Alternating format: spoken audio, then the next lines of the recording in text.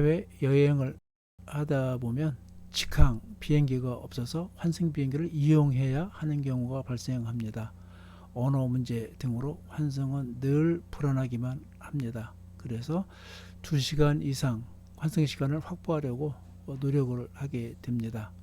어떤 사정으로든지 시간이 부족할 경우가 자주 발생합니다. 돌발 상황이 발생할 경우 항공사 지상 승무원과 상담을 합니다. 상황이 발생하면 지상 승무원이 5분 대기조 역할을 합니다. 평상시에는 말없는 신호등처럼 이렇게 피켓 들고 방향을 안내하기도 합니다. 흔한 돌발 상황은 기상 돌변이 되겠습니다. 폭우, 폭설로 인한 결항, 지연 출발은 흔한 편입니다. 공항 가는 길 이렇게 맑은 날씨였습니다. 그런데 공항에 도착해서 체크인하고 탑승권을 받았는데 기상 이변이 생깁니다. 이럴 경우 메이저 항공사는 돌발 상황에 대처하는 능력이 양호합니다. 반면 저가 항공사의 경우는 서비스가 극히 제한적이 됩니다. 공항에서 탑승권을 받고 대기 중에 짙은 운무가 끼었습니다. 모든 비행기가 이륙을 정지하고 승객들은 대기를 하고 있습니다. 아일랜드 영국이 운무로 공항에 운영 장애가 생겼다고 합니다. 그러면 다른 지역의 공항까지 연쇄적인 지연 출발이 발생합니다.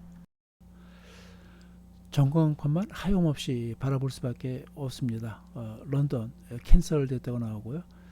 파리 비행기는 재개한다고 나오고 이렇게 전광판만 보고 상황이 생깁니다. 이런 짙은 운무에도 비행이 장애를 받는다고 합니다. 환승 여유 시간은 4시간을 잡아놨는데 이 경우 3시간 날라갔습니다. 예정보다 3시간 늦게 탑승을 하는데 여기서 끝이 아니었습니다. 비행기 탑승에도 계속 기내에서 대기하고 있습니다. 승객들은 승무원들에게 계속 항의하고 불평을 하게 되겠습니다. 환승공항 도착 시간과 환승 시간 저 같은 경우 10분 차이가 납니다. 이렇고 승무원들은 승객들과 상담을 안 하고 정신이 없습니다. 내 경우 도착 시간과 환승 시간 10분 차이라 불안한 마음 어쩔 수가 없었죠. 환승 가능하겠냐고 물어보니까 게이트인 마감 시간 후에 파이널 콜까지 시간을 동원하면 가능하다고 합니다.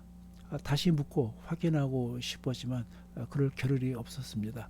스튜디오스들은 승객들과 열심히 상담하느라 정신이 없고요. 확인할 틈도 없이 환승할 비행기가 드골 공항에 도착했습니다. 이 복잡한 동선으로 환승하기 가장 어렵다는 공항입니다. 특히 경유주가 이렇게 파리 드골 공항일 경우 문제가 생길 수가 있습니다. 이렇게 규모가 넓고 복잡하게 설계된 드골 공항에서의 환승을 피하라고 합니다. 최소 환승 시간이 1시간은 필요하다고 합니다. 공항 직원들도 길을 잘못 찾는다고 합니다. 드골 공항에서 환승할 때 돌발 상황이 저 같은 경우 2번 발생했습니다. 잊을 수 없는 추억으로 파이널 콜을 겪었던 경험을 공유하려고 합니다. 파이널 콜은 게이트 마감 시간까지 오지 않은 승객을 항공사에서 공항 방송으로 호명하는 것을 말합니다. 공항의 전체적인 맵이 되겠습니다. 제가 더블린에서 시티젯이라는 저가항공을 타고 터미널 EA에 도착했습니다. 환승하는 비행기는 이 구역에 있는 대한항공이었습니다. 거리상 여기도 가까운 것 같은데 여기 총 걸어서 끝에서 끝까지 정상적인 사람의 걸음으로 15분 정도 걸린다고 합니다. 근데 이제 오르락 내리락 하고 중간에 이제 뭐 에스컬레이터 타고 이렇게 또 방향 왔다 갔다 하다 보면 길을 잃기가 아주 쉽게 되어 있습니다. 그래서 기내에서 충분히 가능하다.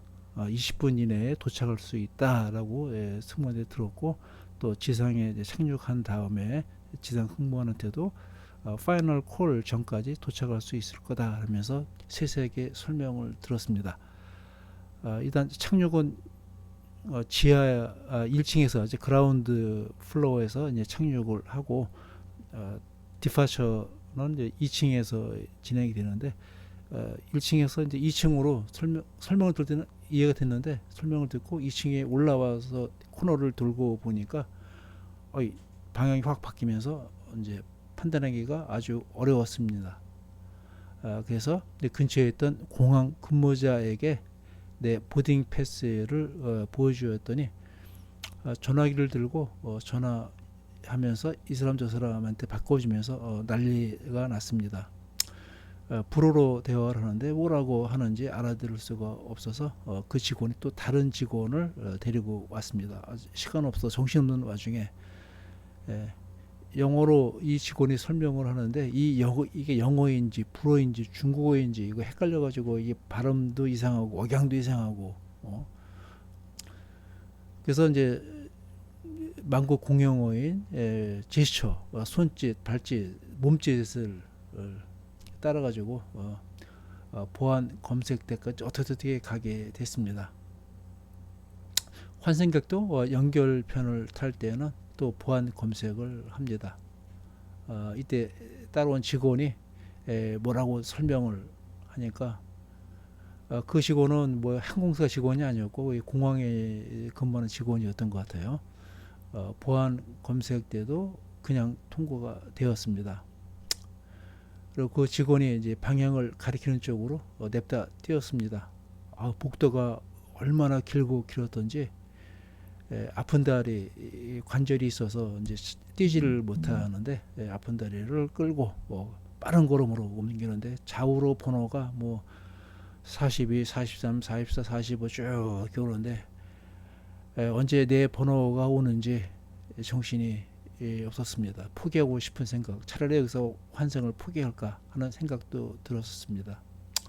이때 공항 방송에서 우리나라 말로 대한항공 XX 편을 예약하신 승객 XXC는 XX 게이트로 빨리 오십시오 라는 방송이 나왔습니다.